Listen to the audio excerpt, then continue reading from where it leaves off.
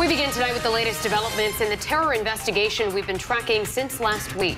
Today, Boston police publicly released surveillance video from the shooting death of terror suspect Usama Rahim. It's the same video previously shown to Rahim's family and to community leaders, and police claim it backs up their claims that the use of deadly force was justified. Meantime, investigators remain on scene in a quiet Warwick neighborhood in connection with the same terror investigation. Eyewitness News reporter Steve Nielsen is live in the newsroom now with the latest developments. Well, not only did authorities release this video today, they also broke it down frame by frame of what they say was happening. But Usama Rahim's family says the video does not show what authorities claim and say that authorities themselves were the aggressors.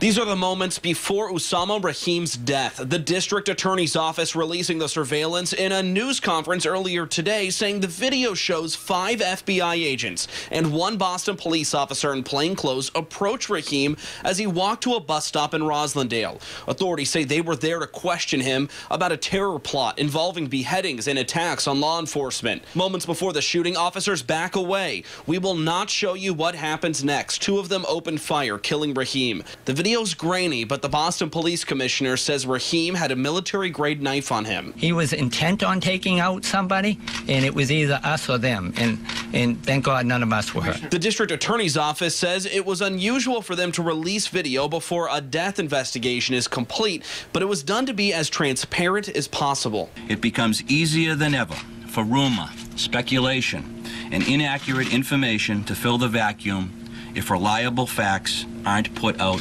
rapidly. He said this video is just one part of the investigation and far more work needs to be done. The commissioner is confident those involved acted correctly. I can't say enough of the great work that the FBI agents and the Boston police did that day, preventing a tragedy and keeping the city of Boston safe. Now, Rahim's family believes the video is only part of the story and says it does not show that Rahim was acting aggressively.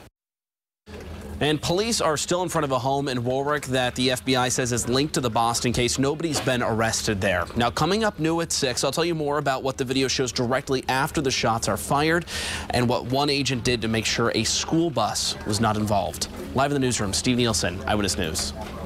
Now, we're working new developments in the terror investigation we've been tracking since last week.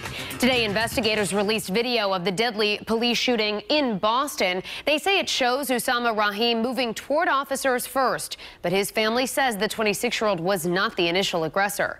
In Warwick, state police continue to stay on scene outside this home on Aspinet Drive, where the FBI is investigating a possible connection to terrorism. New at 6, Eyewitness News reporter Steve Nielsen has more on what one agent did to make sure a school bus wasn't involved in the Boston shooting.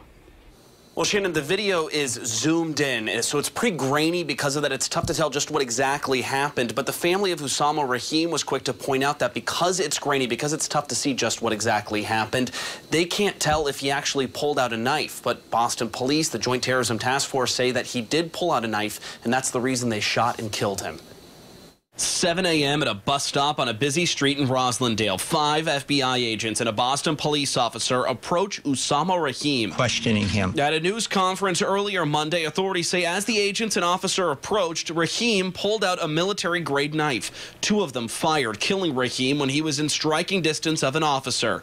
Moments after the shots are fired, take a look. A school bus comes into frame. Did responsibly and Boston Police Commissioner William Evans said an agent waited to fire his gun until the bus was out of his line of sight. Evans is confident in the action of those involved. came about real quick. I think he was intent, as the affidavit says, on getting a boy in blue. And I don't think at this point he was going to go down very easy. The family of Rahim says the video does not show what officials claim. They say authorities were the aggressors. A pastor representing multiple community organizations says that he's encouraged the DA release the video. They're backing away from Mr. Rahim. It's clear that they approach him in a way that looks like they want to talk to him, that's in a calm manner.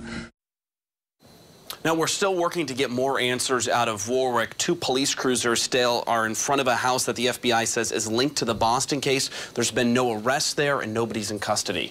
I'm Steve Nielsen, Eyewitness News.